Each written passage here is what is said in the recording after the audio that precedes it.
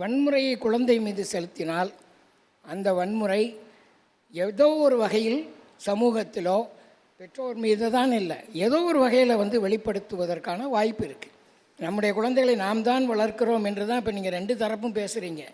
ஆனால் உண்மையிலேயே நம்முடைய குழந்தைகளை நாம் வளர்க்கவில்லை. இன்னொன்று இருக்குது, சமூகம் ஒன்று இருக்குது, மூன்றாவது வெளி.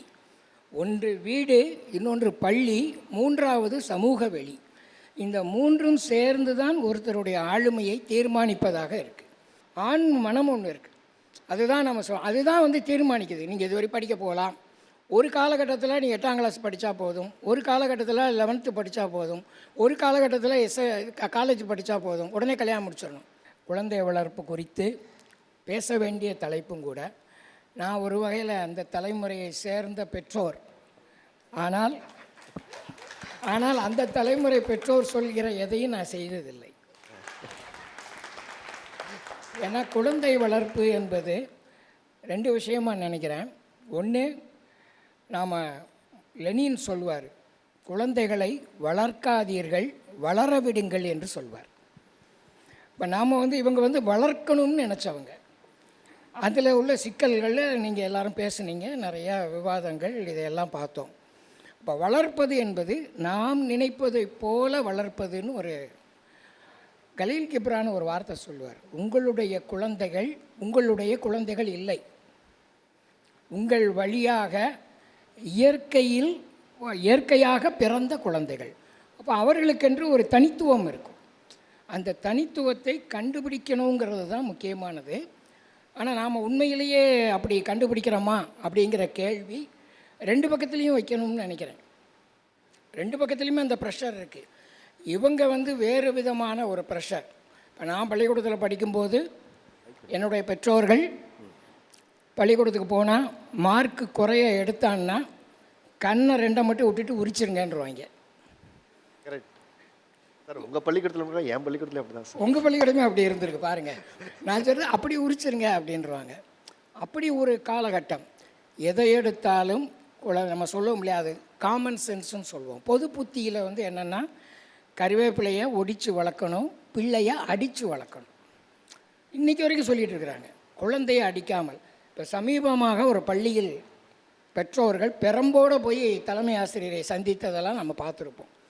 என் பிள்ளையை அடிங்கன்னு சொல்லி. அப்போ இந்த வளர்ப்பு முறை என்பது எப்போவுமே ஒன்று சயின்ஸ் தானே.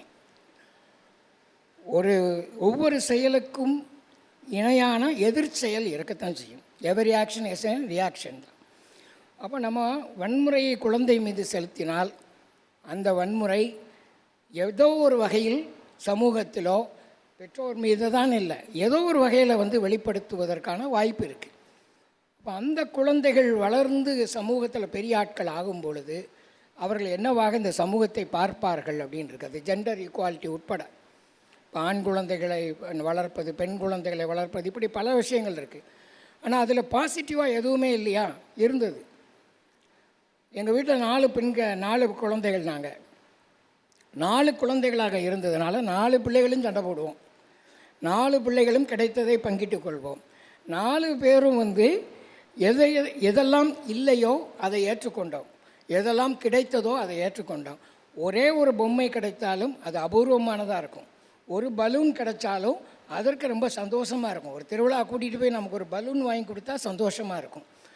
2வது விளையாட்டு, குழந்தைகளுடன் விளையாடுவது. தெருக்களில் தான் வளர்ந்தோம்.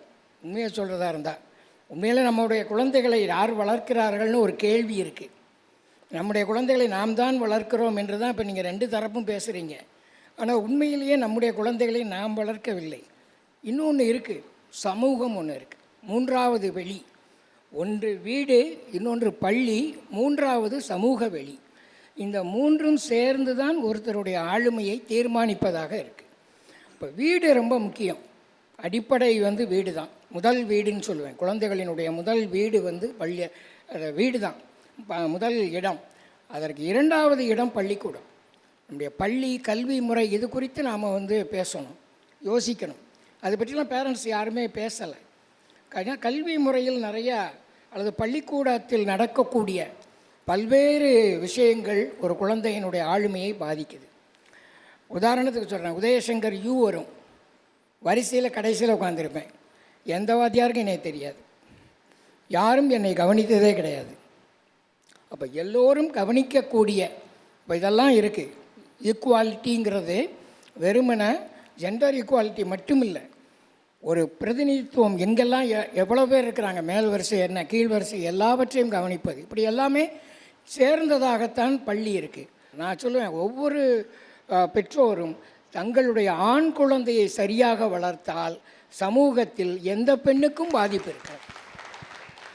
அந்த ஆண் குழந்தையை நமக்கு வளர்க்க தெரியவில்லைங்கிறது தான் பிரச்சனையே.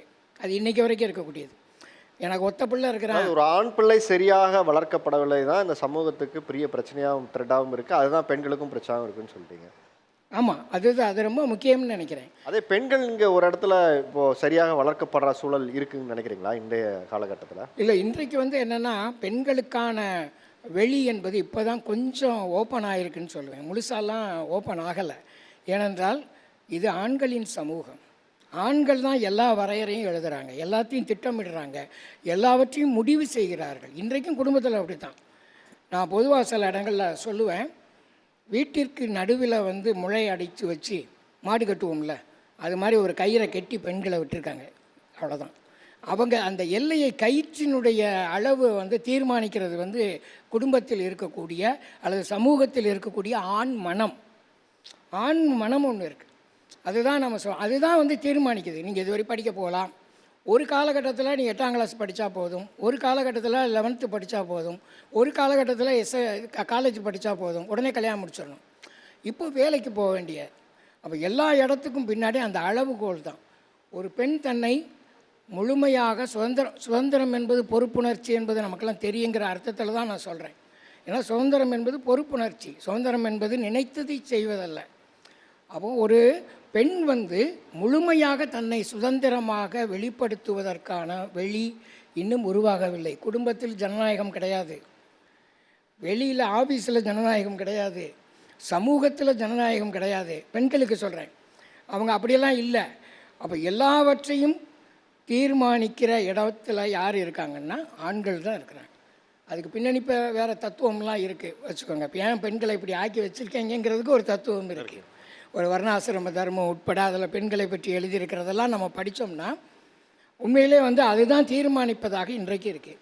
இந்த ஜெனரேஷனை பொறுத்தவரை அவர்களுக்கான காரணமும் அவர்களே அறியாமல் அதை ஃபாலோ பண்ணுறாங்க. நாம் அறியாமலேயே நம்முடைய வீடுகளுக்குள் பெண்கள் குறித்து, குழந்தைகள் குறித்து, நம்முடைய சடங்கு சம்பிரதாயங்களை குறித்து ஏற்கனவே தீர்மானிக்கப்பட்ட விஷயங்களை நம்மையே நடைமுறைப்படுத்த வைக்கிறாங்க. குழந்தைகளுக்கு கதை சொல்லுங்கள், அதற்கு நீங்களும் சேர்ந்து உட்கார்ந்து வாசியுங்கள். ஒரு சின்ன உதாரணம், சென்னை நண்பர் தான் கொரோனா காலத்தில் தொலைக்காட்சியை அவர் வீட்டில் கட் பண்ணிட்டார். மொபைல் ஃபோனு மற்றது எல்லாத்தையும் இது பண்ணிவிட்டு குழந்தைகளுடன் உட்கார்ந்து அவர் புத்தகங்களை வாசித்தாங்க. 2 குழந்தைகள் அவங்களோட உட்காந்து, அவரும் அவங்க குடும்பத்தில் எல்லாரும் 4 பேர் உட்காந்து புத்தகம் வாசிப்பாங்க. அது என்ன விளைவை ஏற்படுத்தியதுன்னா, அந்த 2 குழந்தைகளும் கதைகளை எழுதினார்கள். அந்த பெரிய குழந்தை, பெண் குழந்தை, 12 வயது குழந்தை, அந்த குழந்தை எழுதிய புத்தகம் மகாராஷ்டிரா அரசாங்கத்தினுடைய பாட புத்தகத்தில் இடம்பெற்றது. அந்த பையன் எழுதின புத்தகம் சிம்பாவின் சுற்றுலாங்கிற ஒரு நாவல். அந்த நாவல் பாலசாகித்ய புரஸ்கார் விருது பட்டியலில் இடம்பெற்றது. ரொம்ப, அதாவது உதாரணத்துக்கு சொல்ல வரேன். அப்போ நாம் நம்முடைய குழந்தைகளை எப்படி வளர்க்க வேண்டும் என்று நினைக்கிறோமோ அதை நாமும் குழந்தைகளுடன் சேர்ந்து கடைபிடிக்க வேண்டும் என்பது முக்கியம்.